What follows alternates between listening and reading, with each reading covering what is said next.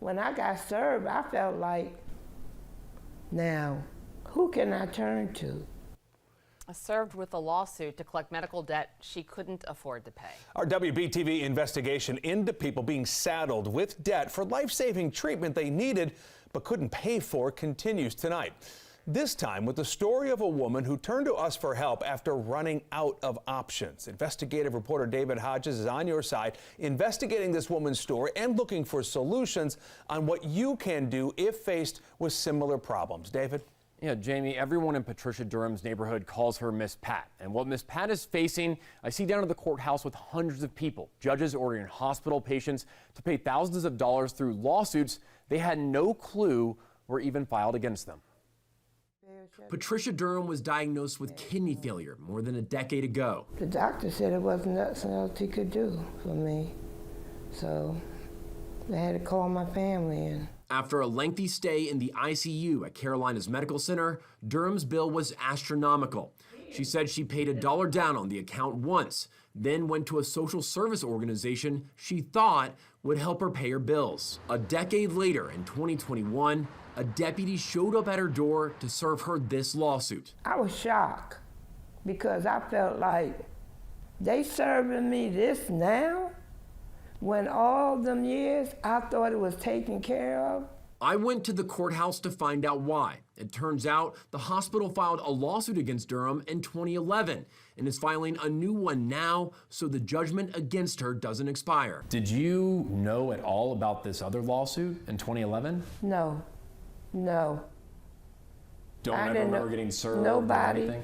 I never got anything. The new lawsuit doesn't contain any record of Durham being served court papers in 2011. We refer to those as due process concerns. Rashad Blossom is a collections defense attorney in Charlotte.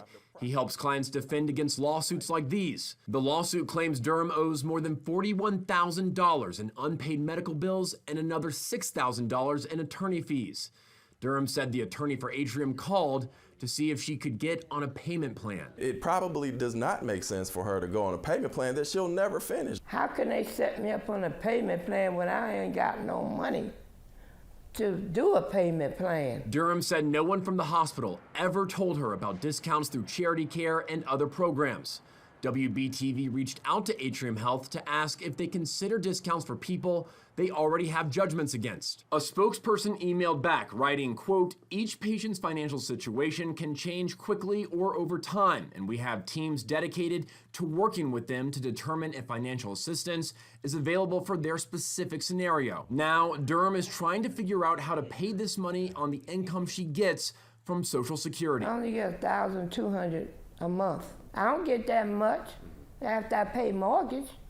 I'm barely trying to make it. I be running down there to Crisis, trying to get help and food bank and stuff. Blossom, the attorney, said often the only real option for Durham and others facing unexpected medical debt is to declare bankruptcy. Bankruptcy does afford you the option of restructuring the debt. And so you could have a payment plan to deal with the lien, and after which you've completed this payment plan, perhaps whatever you have not paid will then be discharged. I'm glad you came out and we had this talk, because when I got served, I felt like, now, who can I turn to? I don't have nobody to turn to about this, to talk to about this. So I'm glad you came.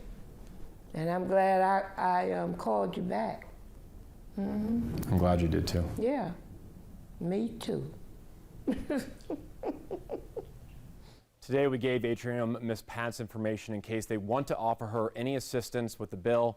On our website, we also have more information about options available for patients stuck with medical debt they can't afford. Jamie, Molly, back to you. My goodness. Let us know what happens with Miss Pat in the future here. David, thank you for that.